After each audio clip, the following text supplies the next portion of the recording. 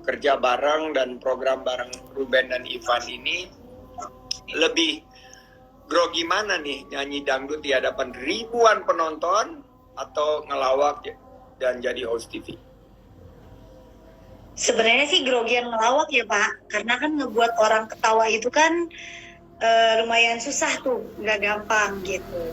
Tapi saya sih bersyukurnya selama ini saya bekerja bareng sama teman-teman saya yang memang pengalamannya udah luar biasa banget gitu. Jadi saya banyak banget belajar dari mereka, salah satunya dari Ruben, dari Igun, maupun dari Wendy. Kalau buat khusus komedi, saya banyak banget belajar sama Wendy gitu, karena mereka juga nggak pelit-pelit ilmu gitu. Mereka juga selalu ngajarin kalau saya nanya atau bingung nih gimana cara ngelawak, lawakan apa nih yang harus saya mainin di sini. Mereka sering banget kasih saya masukan, kasih saya ide-ide gitu. Jadi sayanya juga makin kesini makin bisa dibilang makin berkembang gitu Pak. Walaupun memang awal-awalnya pasti lumayan agak sulit gitu. Tapi karena memang sayanya pribadi juga orang yang suka bercanda gitu, bukan orang yang serius-serius banget, makanya ya udah jadinya cepet nyatunya gitu, cepet ngeblendnya sama mereka gitu. Dan itu banyak yang, kan saya pernah hadir di beberapa acaranya Igun sama Ayu, itu nggak ada skrip dan memang mengalir seperti itu aja, dan banyak improvisasi ya, gitu ya.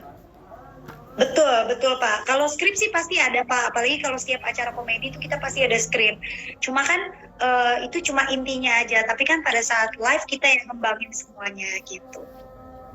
Nah sekarang udah. Yang penting kita tahu intinya. Oke, intinya. Sekarang udah sukses di TV, punya account YouTube, jadi YouTuber dan jadi content creator di TikTok.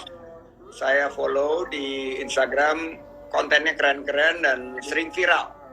Nah, bisa dilihat perbedaannya nggak sih di YouTube seperti apa? Karena Pak Rekraf ini membidangi juga konten kreator, dan apa bedanya konten-konten di YouTube maupun di TikTok, sekaligus juga promosiin deh account YouTube-nya yang sekarang menjadi salah satu YouTube yang paling fenomenal.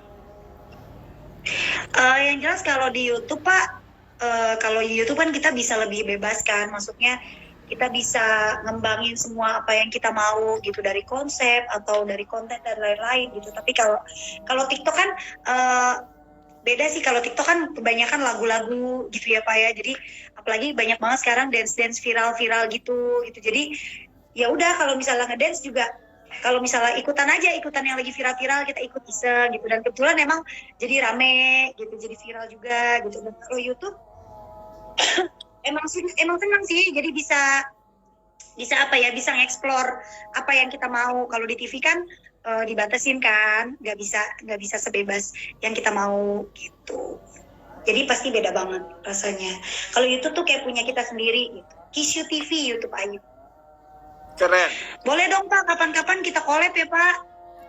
Boleh banget. Dan aku perlu masukan karena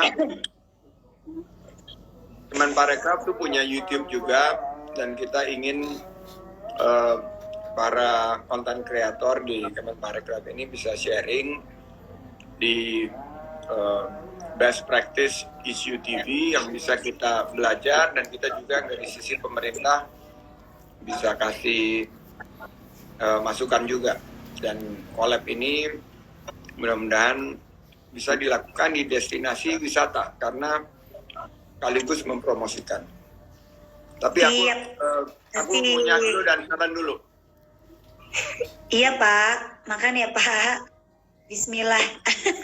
Biar Bismillah, suka ya Pak. Belum makan malam soalnya.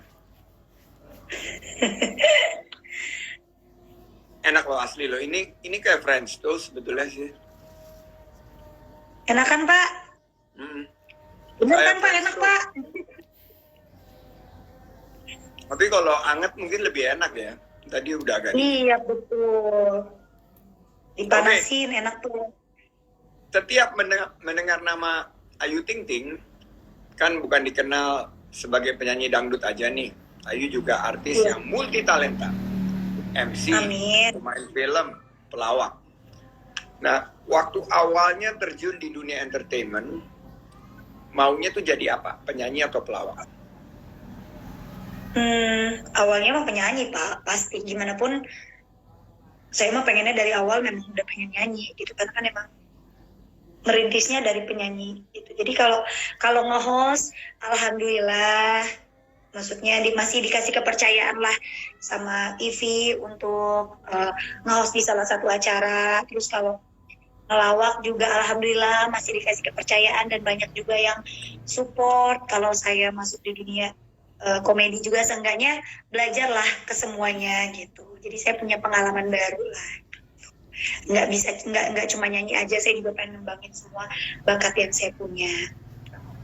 Oke, aku udah nyobain kuliner karya Mbak Ayu nih, Halu Cafe. Iya. Di kopinya enak, terus ada chicken steak lengkap dengan French fries-nya. Terus ada roti andalan. Nah, aku mau tanya, kok bisa milih Halu Cafe dan milih brand Halu itu gimana ceritanya awalnya? Awalnya kan kalau saya tuh sama adik saya tuh paling seneng banget nongkrong, maksudnya nongkrong ke tempat-tempat yang kayak kopi, kayak gitu-gitu Pak. Tapi tempat-tempat yang enak gitu, yang bisa ada live musik gitu. Jadi kita berdua kepikiran pengen deh punya kafe sendiri gitu. Dan adik saya tuh dia sebenarnya sih ini nama dari adik saya gitu, karena dia pikir, teh, gue kan orangnya suka halu nih kalau habis minum kopi apa gimana gitu. Apa enggak kita namain aja ya teh, namanya jadi udah halu. Hah? Maksudnya gimana? Iya, jadi orang yang ngopi di tempat kita, jadi dia bisa lebih banyak imajinasinya, lebih banyak bisa mikir kalau ada di kafe kita sambil nyobain semua makanan, minuman-minuman, kopi-kopi kita gitu. Jadi ya udah akhirnya tercetuslah The Halu Cafe. Jadi The Halu Cafe ini adalah kafe anti halu. Jadi kalau kamu lagi halu, datanglah ke The Halu Cafe. Di sini, bener, tapi banyak banget dapat inspirasi pasti. tapi halusinasimu berubah menjadi inspirasimu. Inspirasi, betul. Nah, ini kan apa sih harapan Mbak Ayu nih terhadap ekonomi kreatif? Kan udah ada di beberapa subsektor ya, dari televisi udah, konten kreator udah, terus musik juga udah, sekarang masuk ke kuliner. Mungkin sebentar lagi juga fashion. Nah, harapannya di ekonomi kreatif dan kira-kira kontribusinya buat pariwisata yang terpikirkan oleh Mbak Ayu itu gimana? Harus lebih maju lagi sih ya Pak, dan pengen banget. Pasti kan setiap orang juga, apalagi zaman sekarang kan orang tuh semuanya punya usaha sendiri kan, baik dari usaha-usaha kecil gitu maupun usaha-usaha yang besar gitu. Tapi yang penting lancar gitu dan kejual gitu. Apalagi semakin murah tuh orang tuh semakin tertarik gitu. Jadi kalau saya sih pengennya ya, kalau saya sih masih pengen punya usaha yang lebih banyak lagi, karena pasti kan buat kedepannya, buat masa depan saya dan juga anak gitu. Jadi pengen sih ngembangin lebih sayapnya lebih lebar lagi gitu. Apalagi udah punya usaha kayak gini kan gitu. Jadi biar banyak kesempatan aja sih gitu. Ya karena sekarang ini berapa lapangan pekerjaan yang udah diciptakan ya oleh The Halu Cafe dan beberapa usaha lain dari Mbak Ayu, kan ada juga Kiss You TV dan lain sebagainya. Total lapangan kerja udah berapa? Ya ampun, gak